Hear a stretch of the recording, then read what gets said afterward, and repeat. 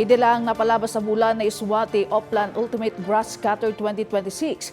May sa marijuana eradication campaign a programa di Benguet Police Provincial Office tapno agtultuloy ang mapaksyat ti marijuana iti probinsya ti Benguet.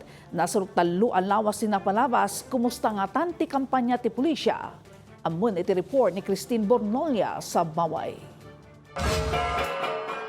Nasurok talo alawas tinapalabas idi na iyuswat ti Oplan Ultimate Grass Cutter 2026. Epektibo tinagbali na programa sigon iti Benguet Police Provincial Office. Manipod iti na iyuswat ti programa, dumanonan iti 75 na isayangkat a marijuana eradication operations. Ang nakakumpiskaran tinasurok upatagasot 70,000 a fully grown marijuana plants. Nasurok 30,000 a seedlings ken nasurok upatagasot 70,000 a gramo ti dried marijuana plants. Dagiti na kumpiskar ket agatad iti nasurok sangagasot 50,000 a pesos.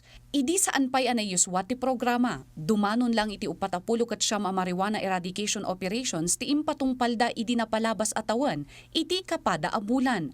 Nakakumpiskarda iti nasurok 50 ket siyam a fully grown marijuana plants. Ken nasurok 40 ket 5,000 a gramo ti dried marijuana plants. Agatad dayto iti nasurok sangagasot ket 7,000 a pesos. And as to the effectivity na yung kung gaano ho ito ka-effective, no, we can say na this is efficient and effective, no, kasi based on the data na meron tayo ngayon is nung hindi pa nala-launch itong Oplan Ultimate Grass Cutter is parang kukunti yung ating accomplishment. Mamati ti Benguet PPO nga awanan ti iligal amula a makumpiskarda.